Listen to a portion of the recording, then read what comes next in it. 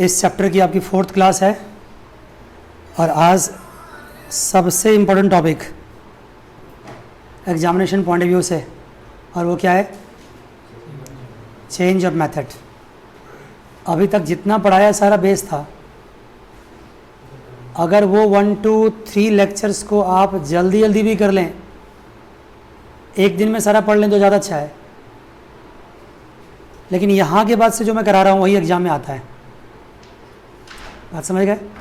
लेकिन ऐसा नहीं है कि 1 से 3 तक जो क्लासेस थी वो बेकार थी, उसमें बहुत कुछ सीखा आपने। प्रोविजन फॉर डेप्रिसिएशन सीखा, एसेट को सेल करना, परचेज करना, डिप्लेशन मेथड, ठीक है ना। ऐसे बहुत सारी छोटी छोटी बातें थी। पुट टू यूज़ से डेप्रिसिएशन लगाना अभी तक आपने सीख लिया है। आइए देखिए चेंज ऑफ मेथड में क्या होता है। सबसे पहली बात कि कोई नई बात नहीं है, जो अभी तक करते आए हैं वैसा ही करेंगे।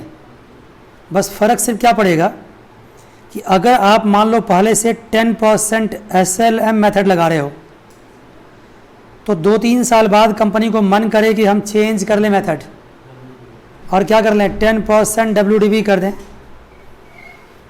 या 15% WDV कर दें, ठीक है ना। तो ऐसा कर सकती है कंपनी,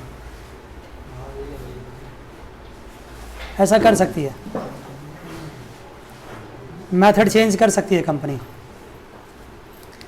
10% SLM था, उसको किस में चेंज कर दिया, 10% WDV में या 15% WDV में, या परसेंटेज तो उसकी मर्जी से रखा जा सकता है, या वाइस वर्सा। वाइस वर्सा मतलब अगर पहले WDV था तो उसको किस में चेंज कर दिया, SLM में। कोई बात नहीं, चेंज करना भी कोई मुश्किल चीज़ तो नहीं है भाई। जो रेट था वो रेट चेंज हो गया। मुश्किल ये होता है कि चेंज 2 तरह से होता है। एक होता है क्या, प्रोस्पेक्टिव चेंज।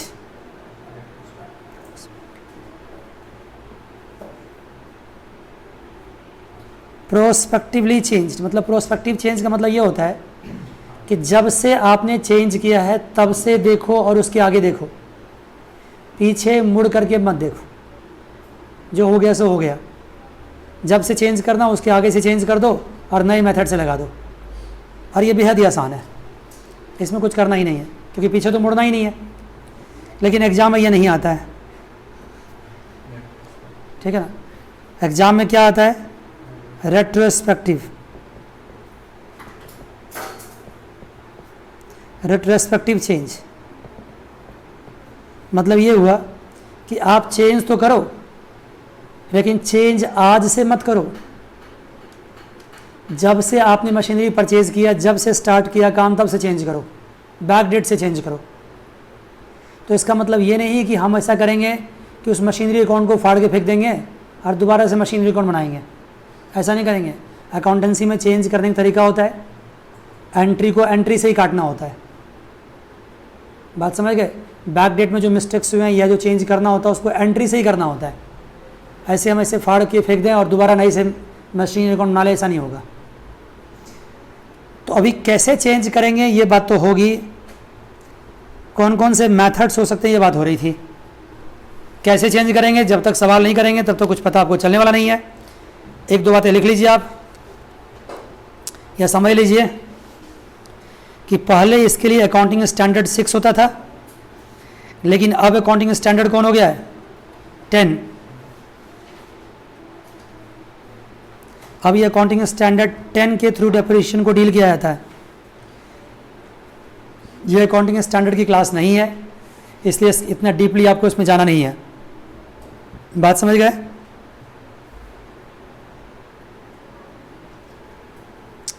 आइए एक सवाल करते हैं,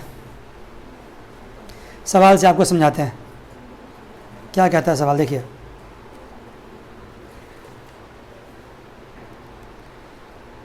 सवाल लिखिए आप, आपके सामने दिख रहा होगा।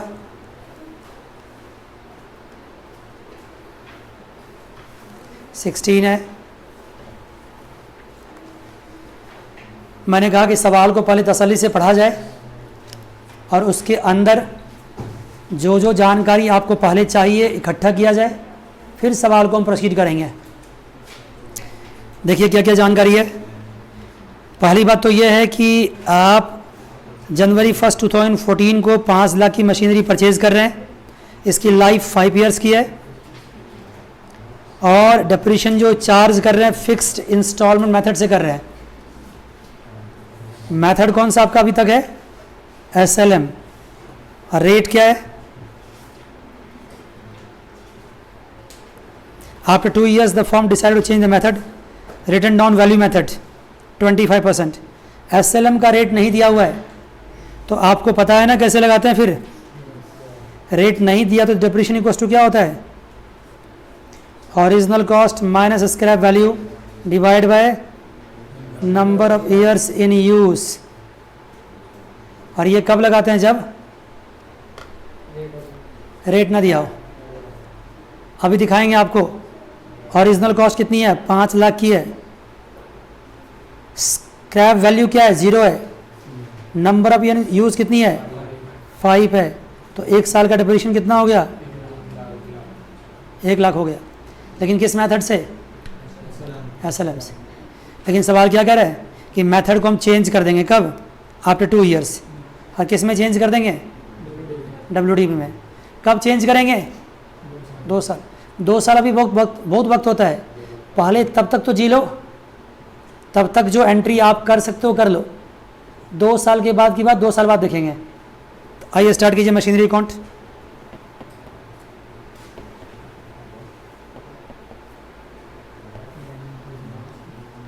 बनाइए मशीनरी अकाउंट।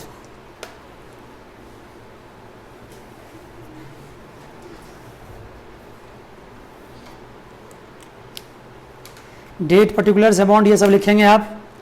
मैं बार बार कहता हूँ कि डेट का कॉलम मैं नहीं बना पा रहा हूँ जगह के अभाव में, लेकिन आप नहीं बनाएंगे ऐसा नहीं हो सकता, आपको बनाना ही पड़ेगा।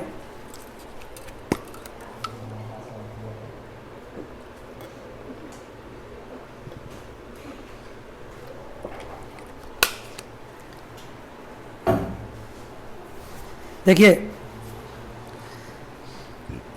1 जनवरी को मशीन परचेज कर रहे हैं आप, तो क्या लिखेंगे आप? 1/14 to bank account, particulars, amount, debit, credit, ये सब लिखना है आपको। ये डेबिट साइड है, ये क्रेडिट साइड है। कितने की मशीनरी है? 5 लाख की। क्या उस साल में कुछ और हुआ है? नहीं हुआ है। तो आइए, ईयर एंडिंग क्या है? दिसंबर। लिख रखा है सवाल में, दिसंबर है। तो 31 दिसंबर 14 को क्या लिखा जाए? Bye depreciation account. 5 लाख पे कितना डेप्रिसिएशन होगा बताओ प्लीज? 1 लाख निकाल चुका हूं पहले ही। तो बच्चे फिर क्या होगा यहाँ पे? बाय बैलेंस शीट कितना? 4 लाख। ये कितना हो गया? 5 लाख।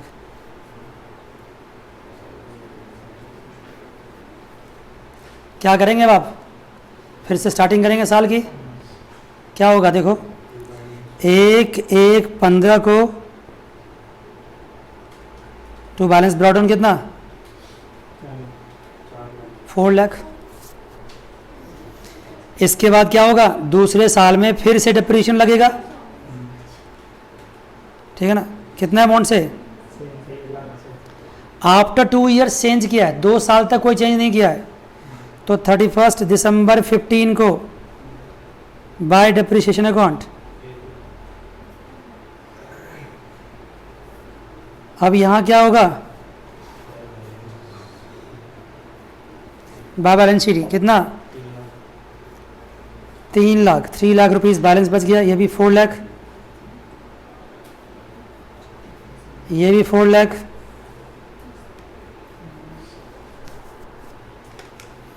ठीक है बच्चों, ऐसे ही आगे बढ़िए आप।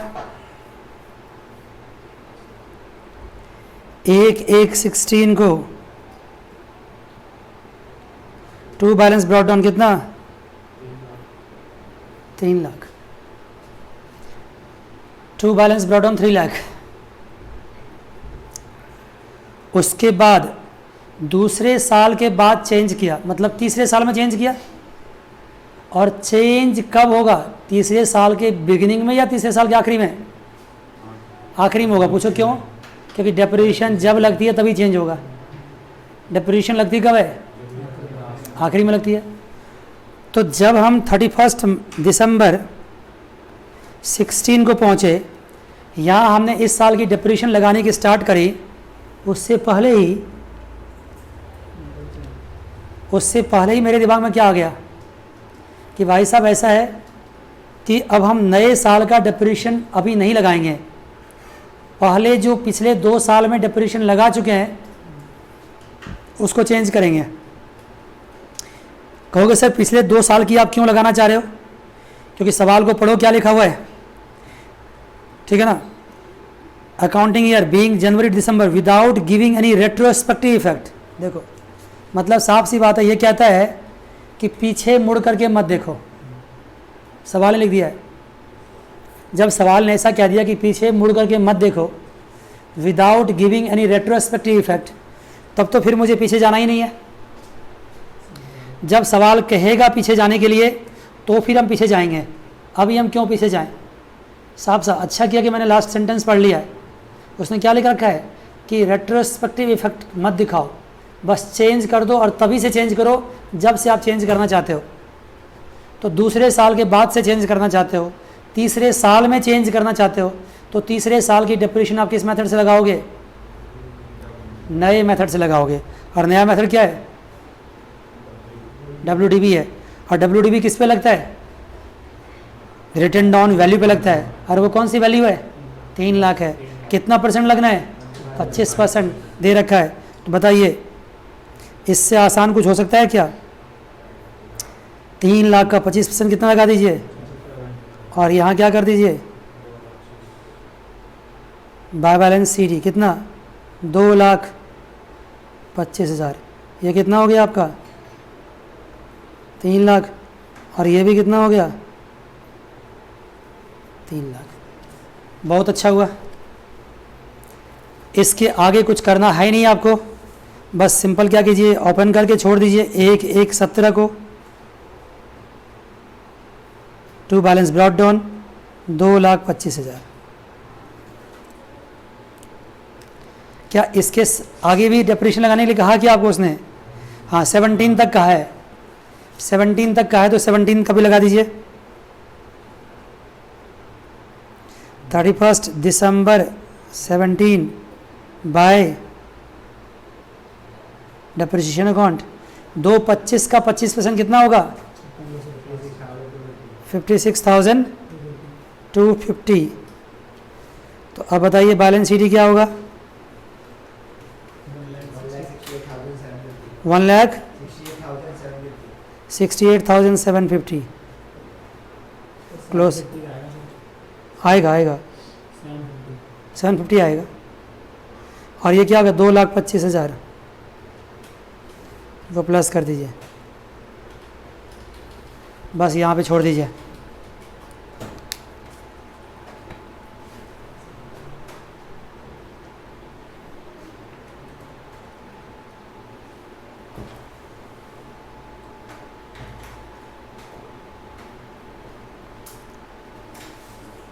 बात समझ गए? जो अभी आपने काम किया है ना कि पीछे मुड़ के नहीं देखा है, अकाउंटिंग स्टैंडर्ड 10 भी यही कहता है कि चेंज जब भी करो पीछे मुड़ के मत देखो। चेंज जब भी करो पीछे मुड़ के मत देखो। अकाउंटिंग स्टैंडर्ड 10 भी यही कहता है। देखो ना साफ साफ लिख रखा है, change of method and rate of depreciation is to be effective and on prospective basis as per the requirement of the question and also according to accounting standard 10 property plant and equipment. Property plant and equipment पे आपको पीछे मुड़ के नहीं देखना है, accounting standard 10 कहता है। लेकिन अकाउंटिंग स्टैंडर्ड 10 से पहले क्या डील कर रहा था इसको? Accounting standard 6। और वो क्या कहता था ये समझना थोड़ा जरूरी है। अकाउंटिंग स्टैंडर्ड 6 ये कहता था कि आपको रेट्रोस्पेक्टिवली चेंज करना है। बात समझ गए? आपको लिखना नहीं है, बस मैं समझा देता हूँ आपको। Accounting standard 6 depreciation accounting required that if the methods and the date of depreciation has been changed then change should be applied with retrospective effect, that is the date when the asset were put to use and not prospectively. मतलब back date से आपको change करना है. ये कौन कह रहा है? Accounting standard 6. The procedures of for recording the change in methods and this ये तो कोई बात नहीं, सिखा देंगे अभी आपको हम. लेकिन accounting standard 6 and accounting standard 10 आपस में क्या कर रहा है? कॉन्ट्राडिक्ट कर रहा है. ठीक है ना. तो अगर आपके सवाल में रेट्रोस्पेक्टिव लिखा हुआ है, इसका मतलब वो आपको सवाल किस तरह से करने के लिए कह रहा है? अकाउंटिंग स्टैंडर्ड 6 के हिसाब से करने के लिए कह रहा है, अगर रेट्रोस्पेक्टिव लिखा हुआ तो.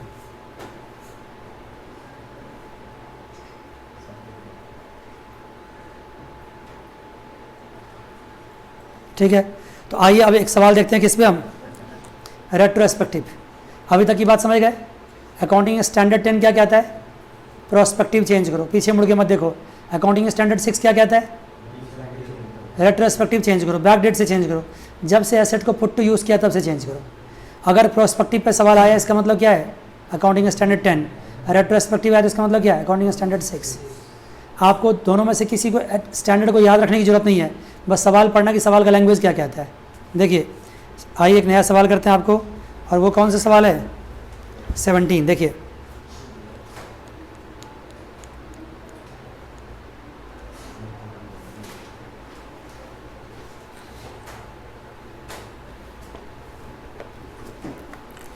देखिए क्या सवाल है.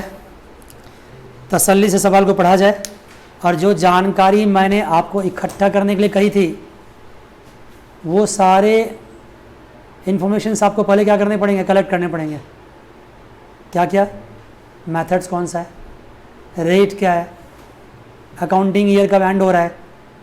ठीक है ना. देखिए good luck limited purchase on January 1, 2013 certain machinery for rupees what? 1,94,000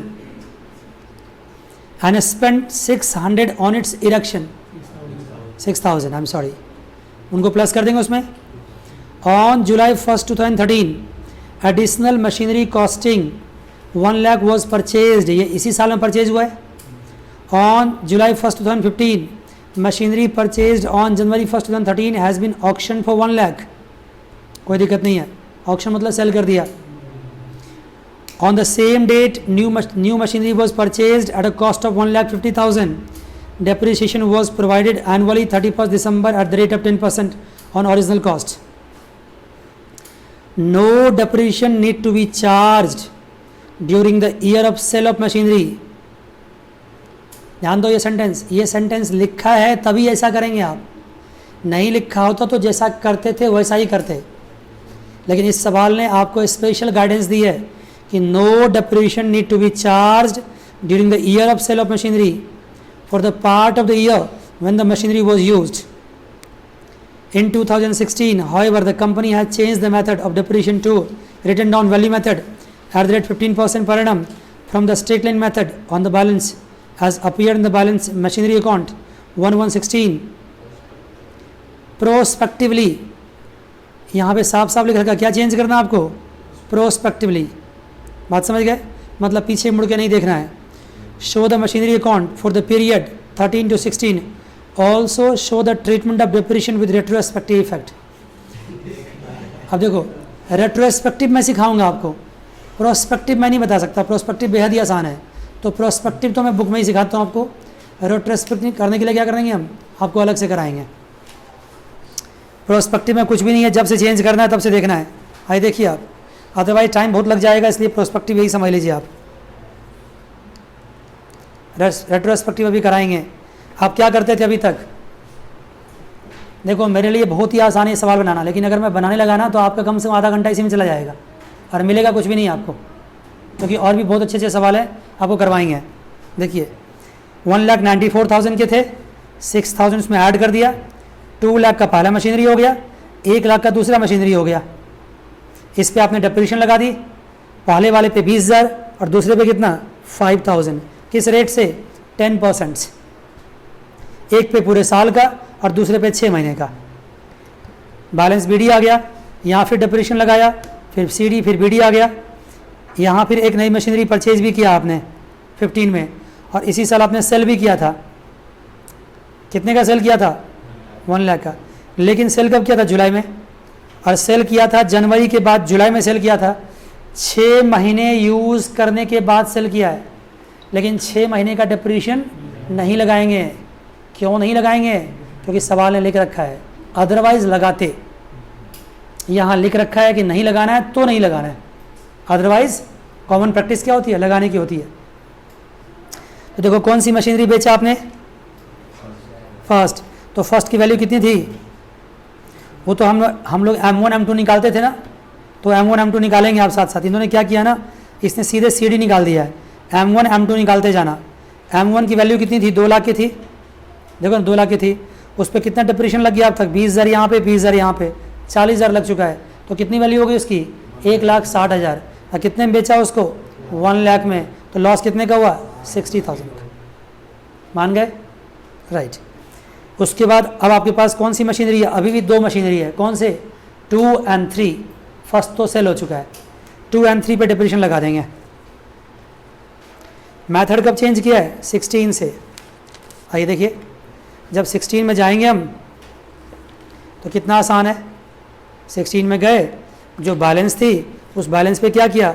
15% लगा दिया और सिंपल आ गया डिप्रेशन, एनसीडी कर दिया। आपकी तो दिली ख्वाहिश होगी कि एग्जामिनेशन में क्या आ जाए? प्रोस्पेक्टिव आ जाए। कुछ करना ही नहीं पड़ेगा इसमें। लेकिन मैं कोई गारंटी नहीं देता हूँ प्रोस्पेक्टिव आ जाएगा, मैं ये गारंटी देता हूँ कि क्या आएगा? रेट्रोस्पेक्टिव आएगा। रेट्रोस्पेक्टिव एग्जाम में आएगा, ठीक है ना। देखो नीचे लिखा हुआ है, however the as per according standard 6 change of method should be what? Retrospectively. तो रेट्रोस्पेक्टिव चेंज कैसे होगा, ये बात मैं अब आपको सिखाता हूँ। देखिए, प्रोस्पेक्टिव चेंज तो समझ गए ना।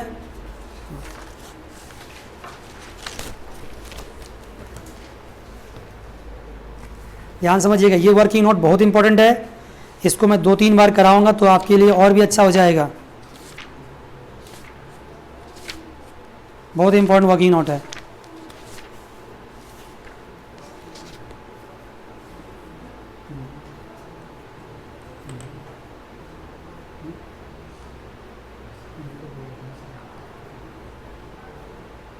आपको पता है क्या करने जा रहे हैं हम लोग? पता है आपको? रेट्रोस्पेक्टिव चेंज करने जा रहे हैं।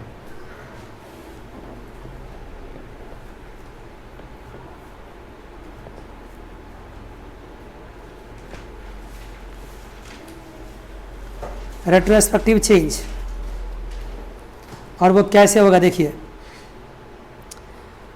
पहली बात तो मशीनरी कितने थे आपके पास? M1 M2 and M3। लेकिन चेंज होने से पहले M1 क्या हो चुका है? Sell out. चेंज कब करेंगे आप? जिस साल में चेंज का डिसीजन लिया है उसके आखिरी में चेंज की एंट्री पास करेंगे, और जिस दिन चेंज की एंट्री पास करेंगे उस दिन जो जो मशीनरी हमारे पास एग्जिस्ट करता होगा उसी में चेंज लगेगा, ठीक है ना। तो M1 M2 M3 में M1 तो मेरे पास है ही नहीं, तो क्या M1 में चेंज होगा? नहीं चेंज होगा। मैं एक चीज़ पूछता हूँ, कोई भी कानून अगर भारत सरकार चेंज करती है तो कानून किस पे लागू होता है? जिस दिन कानून लागू होना होता है उस दिन इंडिया में जो भी एग्जिस्ट कर रहा है उसी पे लागू होगा ना। जो लोग उस दिन मर चुके हैं तो क्या उसको ऊपर से बुला के कानून लगाओगे उसके ऊपर? नहीं ना। जो इस धरती पे है ही नहीं उन पे वो कानून कैसे लग सकता है? तो कानून जो चेंज होता है वो कानून का चेंज किस पे लगता है? एग्जिस्टिंग पीपल पे लगता है ना, जो उस दिन एग्जिस्ट कर रहा है। सिमिलरली जो भी यहाँ पे मेथड्स चेंज हुए हैं वो मेथड चेंज किस पे एप्लीकेबल होगा? बोलो ना, एग्जिस्टिंग मशीनरी पे। और एग्जिस्टिंग मशीनरी कौन कौन से यहाँ पे है? M2 और M3 है। M1 पे चेंज नहीं होगा। तो सबसे पहले किसकी बात करते हैं? M2 की। देखिए क्या बात करते हैं। सबसे पहले यहाँ पे हम लिखेंगे WDV, और यहाँ पे क्या लिखेंगे? SLM। और किस में चेंज हो रहा है? यहाँ पे एरो डालेंगे। देखो SLM से WDV में चेंज हो रहा है,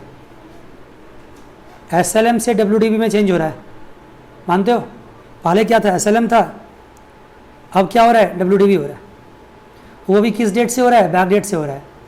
तो M2 को परचेज करने का ओरिजिनल कॉस्ट का डेट क्या है उसका, ओरिजिनल कॉस्ट एज ऑन का परचेज किया गया है 1 जुलाई ना, 1 जुलाई 2013। कितने का परचेज किया गया, 1 लाख की। तो लिखो ओरिजिनल कॉस्ट उसका 1 लाख है। WDV के हिसाब से तुम कितना डिप्रीशिएशन लगाओगे, 15,000 का हाफ कितना होता है, 7,500। WDV का मेथड क्या है, 15% है, देखो ना, और उसके हिसाब से 15,000 होता है, लेकिन 6 महीने की कितनी होगी, 7,500।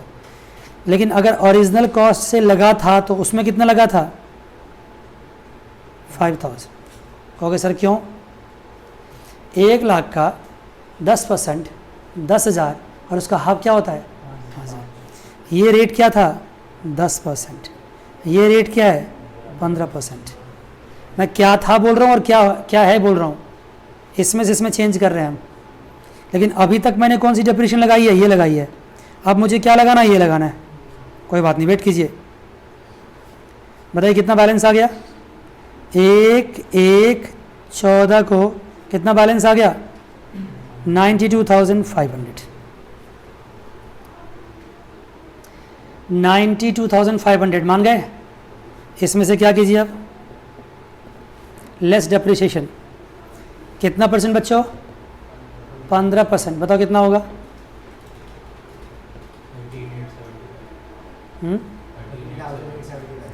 13,875। और अगर इस मेथड से लगाते तो कितना लगा था अभी तक, 10,000। मान गए, कितना बैलेंस बच गया, कब की बैलेंस है ये, 1/1/15 की ना, 1/1/15 की बैलेंस है। कितना, 78,625। मैथड कब से चेंज करना है आपको, 31 दिसंबर 16 को चेंज करना है। तो 1 साल तो और लगेगा अभी। ये 13 की लग गई, ये 14 की लगी और ये 15 की। लेट्स गो डेप्रिसिएशंस, 15% बताओ कितना आया, 11,794। और करस्पॉन्डिंगली अगर डेप्रिसिएशन यहाँ पे लगाया था तो कितना लगाया था, 10,000। तो अब बताइए कि आपका डेप्रिसिएशन का यहाँ बैलेंस कितना बचेगा, 1/1/16 को कितना बैलेंस बचा, 831। इसके आगे डेप्रिसिएशन मत लगाना अभी, क्योंकि 16 के आखिरी में जब डेप्रिसिएशन लगाएंगे तो नए मेथड से लगाएंगे। बात समझ गए। अभी हम सिर्फ उसी ईयर की बात कर रहे हैं जिस साल की डेप्रिसिएशन लग चुकी है। तो कौन कौन से साल की डेप्रिसिएशन लग चुकी है, 13 की, 14 की एंड 15 की। आप अपने बुक में भी देखो, 13, 14, 15 की डेप्रिसिएशन लग चुकी है आपकी। कितनी लग चुकी है, 5,000, 10,000 एंड 10,000, ठीक है ना। और अभी हम क्या कर रहे हैं, पास्ट के मिस्टेक्स को ही रेक्टिफाई कर रहे हैं। तो अभी आगे की बात मत करना, जितने साल की डेप्रिसिएशन लग चुकी है पहले उसी को चेंज करो। तो बताइए जितने साल की लग चुकी है उसमें कितना लग चुका है, 25,000। इसके नीचे क्या लिख दूं मैं, हैव बीन चार्ज्ड। ये है क्या, डेप्रिसिएशन हैव बीन चार्ज्ड। 3 साल में इतने डेप्रिसिएशन चार्ज हो चुके हैं। बात समझ गए, डेप्रिसिएशन हैव बीन चार्ज्ड। लेकिन इस नए मेथड से पिछले 3 साल में कितने डेप्रिसिएशन लगना चाहिए। अगर हम स्ट्रेट लाइन मेथड ना लगाएं, हम कौन सी मेथड लगाएं, WDV लगाएं, तो डेप्रिसिएशन यहाँ इतना होना चाहिए, यहाँ इतना होना चाहिए और यहाँ इतना होना चाहिए।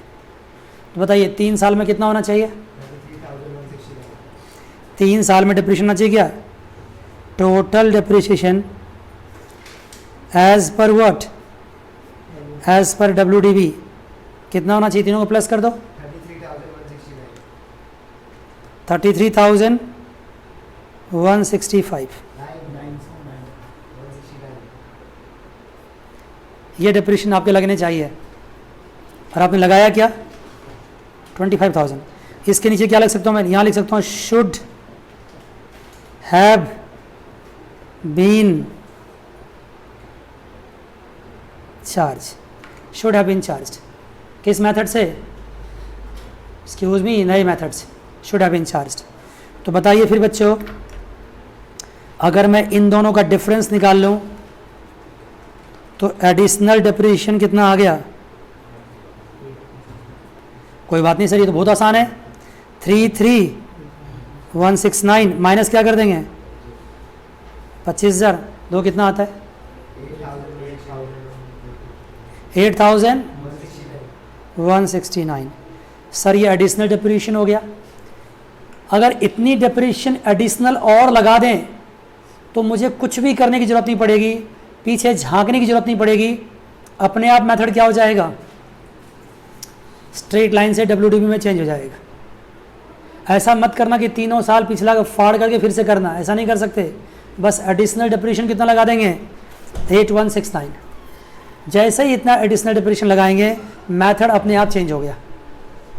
एक बात और, जो भी एडिशनल डिप्रेशन लगाएंगे उसकी एंट्री क्या पास करेंगे, एंट्री फॉर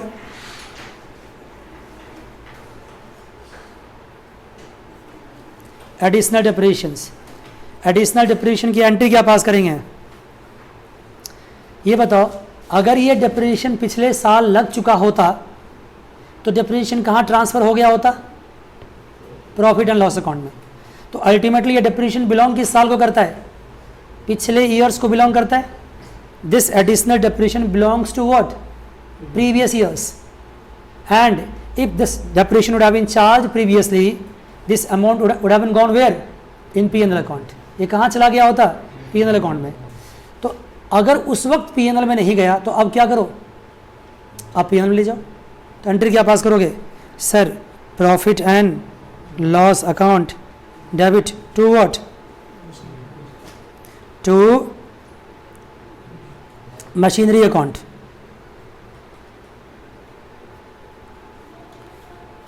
एडिशनल डिप्रेशन नाम से कुछ नहीं लिखते हम।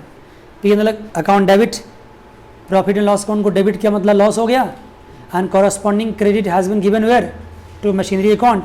Your machinery amount has been reduced, मान गए, रिड्यूस हो गया अपने आप। कितना अमाउंट लिखोगे यहाँ पे 8169, 8169। लेकिन अभी आपने किसका चेंज किया है, सिर्फ चेंज किया आपने M2 को।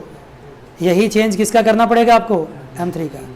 जो मैंने आपको एंट्री अभी सिखाया ना, सिखा तो दिया अब ठीक है, लेकिन M1 M2 दोनों की एडिशनल डिप्रेशंस निकाल के अब फिर एंट्री पास करना कंबाइंड तरीके से। मैं दिखाता हूँ कैसे करेंगे। पहले आइए M3 को चेंज करते हैं। आप यहाँ लिखिए M3 का चेंज करना मुश्किल बिल्कुल नहीं है, आपके सामने ऊपर फॉर्मेट बना हुआ ये था। तो यहाँ लिखता हूँ ओरिजिनल कॉस्ट कितना उसका बताओ प्लीज़। M3 परचेज की गई है 1 जुलाई 2015 को 1715 को, 1 लाख ओरिजिनल कॉस्ट थी, 1.5 लाख थी, लेस डेप्रिसिएशन। 6 महीने की डिप्रेशन लगाओ, किस मेथड से, 15% से, किस रेट से, 15% से, कितना 11,250।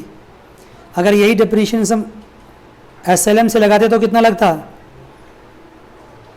15,000 का हाफ कितना 750, सॉरी 7,500। इसमें इतना ही करना पड़ेगा। पूछो क्यों, जैसे मैं फर्स्ट ईयर का डिप्रेशन माइनस करता हूँ ये क्या आ जाता है 1,116 आ जाता है, और 1,116 से आगे तो अभी हमको कुछ करना ही नहीं है। अभी तक इतना ही डिप्रेशन लगा है, इसमें एक ही साल का 6 महीने का डिप्रेशन लगा है, तो उतना ही चेंज होगा। बताइए कितनी वैल्यू आ गई यहाँ पे इसकी 1 लाख। लेकिन आपने डिप्रेशंस क्या लगाया है 7,500, और क्या लगना चाहिए, तो यहाँ पे तो उतना बोलने की जरूरत नहीं है, सिंपल निकाल सकते हैं। क्या निकाल सकते हैं, बताओ कितना? 11,250 माइनस 7,500 कितना आया? 3,750। ये आपका एडिशनल डिप्रेशन आ गया यहाँ पे। M1 M2 पे एडिशनल डिप्रेशन कितना आया? 8,169 और M3 पे कितना आया? 3,750। इन दोनों को मिला करके एंट्री पास करेंगे, लेकिन बात यहीं ख़त्म नहीं हुई है, आगे भी बढ़ते हैं। अब आपको दिखाता हूँ कि एंट्री कैसे पास करेंगे इसका। मैं पूरा सवाल नहीं करा रहा हूँ आपको, मैं सिर्फ लास्ट ईयर की एंट्री दिखा रहा हूँ आपको कैसे होगा, सिर्फ लास्ट ईयर। देखिए लास्ट ईयर में क्या बनाएंगे आप? बनाइए मशीनरी अकाउंट। सिर्फ लास्ट ईयर दिखाता हूँ। लास्ट ईयर क्या है? 1/1/16 है और यहाँ पे 2 बैलेंस ब्रॉट डाउन है। कितना बैलेंस ब्रॉट डाउन है? 2,17,500 इतनी बैलेंस। मान गए? अब मैं क्या करूँगा? 31 दिसंबर 16 को सबसे पहले क्या करूँगा? यहाँ पे by profit and loss account लिखूँगा और ब्रैकेट में क्या लिख दूँगा? एडिशनल डेप्रिसिएशंस, और भी क्लियर हो जाएगा। उसके बाद क्या लिखूँगा? M2 और क्या लिखूँगा? M3। देखो इधर प्लीज़, M2 M3 इधर ध्यान दो, नहीं तो समझ नहीं पाओगे। बताइए M2 पे एडिशनल कितना आया? बोलो ना। 8,169। M3 पे कितना आया? 3,750। इनको प्लस कर दो। 3,750 प्लस करो 11,919। 11,919 मान गए बच्चों? अब आप क्या करेंगे यहाँ पे? बाय, एक बार जान लो, अभी आपने सिर्फ पुरानी गलतियों को रेक्टिफाई किया है ना। अभी इस साल का 16 का डिप्रेशन लगाना तो बाकी है। आपने कहाँ लगाया अभी तक? एडिशनल डिप्रेशन से सिर्फ पास मिस्टेक्स ही रेक्टिफाई हुए हैं। न्यू ईयर मतलब इस साल के करंट ईयर के डिप्रेशन लगाने भी क्या है? बाकी है, चार्ज करने। तो क्या लिखेंगे यहाँ पे? बाय डिप्रेशन अकाउंट M2 और M3। और ये जो इस साल का डिप्रेशन है वो तो हम स्ट्रेट लाइन मेथड से लगाएंगे नहीं। और स्ट्रेट लाइन मेथड कितना परसेंट है? 10% है। किससे लगाएंगे? कई बच्चों को मैं देख रहा हूँ पीछे से हिला रहे हैं। भाई जब अगर मुझे पुराने मेथड से ही लगाने होते तो चेंज क्यों किया फिर मैंने? 10% की कहानी गई। अब 15% लगेगा। तो M2 की ओरिजिनल कॉस्ट कितनी थी? 2 लाख थी? 1 लाख थी। तो 1 लाख का 15% लगा देते हैं ना। क्यों नहीं सर? ये सही कह रहा है सब लोग, सब सहमत हो इस बात से कि क्या 1 लाख का 15% लगाएंगे? नहीं सर। अगर WDV मेथड है इसका मतलब जो रिटन डाउन वैल्यू होगा 1 तारीख को जो वैल्यू होगा उस पर लगाएंगे। और 1 तारीख की वैल्यू कितनी है? आओ दिखाते हैं। देखो ये 1/1/16 को क्या वैल्यू देखो? 66,831। इस पर डिप्रेशन लगेगा। और इसकी क्या वैल्यू देखो नीचे? 138,750 दिखा दिया मैंने आपको। अब बताइए आप मुझे किस पे डिप्रेशन लगाओगे? कहोगे सर M2 पे क्या लगेगा? 66 बोलो 831 का कितना परसेंट? 15%। M2 पे, M3 पे क्या लगेगा? कितना अमाउंट बताओ? 138,750 कितना परसेंट? 15%। बताइए कितना डिप्रेशन आ गया?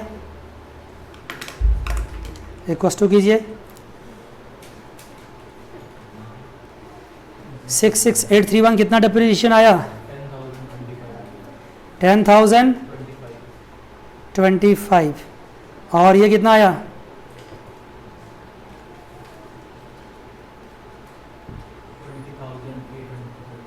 20,000 830 13। अब क्या कीजिए यहाँ पे, अब CD निकाल दीजिए। लास्ट ईयर में बैलेंस CD निकालने में ज़्यादा फॉर्मेलिटी मत कीजिएगा, M2 M3 मत निकालिए, फ़ायदा नहीं निकाल करके। चाहो तो आप निकाल सकते हो लेकिन फ़ायदा नहीं है। सिंपल क्या कर दीजिए, ये 2,17,500, यहाँ भी क्या लिखिए 2,17,500। कैलकुलेटर का इस्तेमाल कीजिए, जम के कीजिए क्योंकि इस्तेमाल करना अलाउड है। कैलकुलेटर एग्जाम में यूज़ कर सकते हैं, हाँ बिल्कुल यूज़ कर सकते हैं। और आप क्या कीजिए, इसमें से इसको माइनस कीजिए, बताइए कितना CD आ गया। 1,00,000, हाँ 7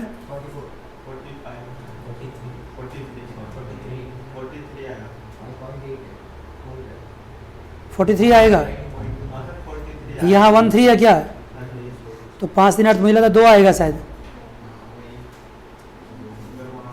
अरे 1-2 रुपये के लिए क्यों मर रहे हो, छोड़ो ना, वो आप मैच कर लेना अपना, वो देख लेना। आपने पहले ही गलती किया होगा, ये ना इसमें कुछ पॉइंट को आपने छोड़ दिया होगा पहले ही, ये ज़्यादा होगा फिर अपने आप, ये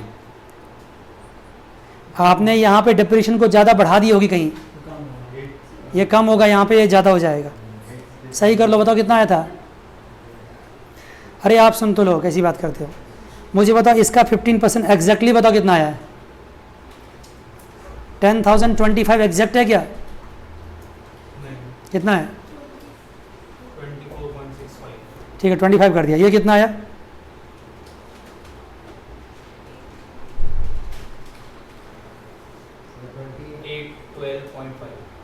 2812.5। इसको 12 कर दो, 2812 मान गए। तो फिर ये क्या बच जाएगा आपका 3। वैसे जो संघर्ष आपने किया इतना इम्पोर्टेंट नहीं था ये संघर्ष करना 1-2 रुपये के लिए, लेकिन चलिए कोई बात नहीं।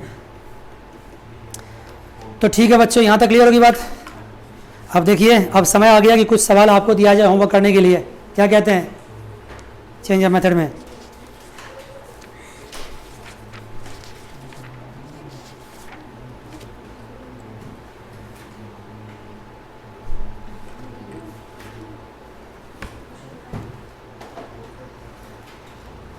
देखिए 18 क्वेश्चंस है,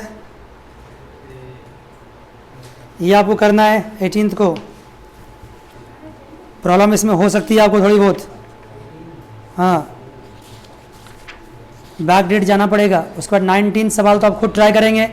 डिप्लेशन मेथड मैं करा चुका हूँ पहले भी आपको, डिप्लेशन सिखा चुका हूँ ना, नहीं तो आप लेक्चर सुनेंगे पीछे वाले तो डिप्लेशन मेथड मिल जाएगा आपको, नहीं तो हम डिस्कस कर लेंगे 5 मिनट, क्या लगेगा मुझे, ठीक है ना।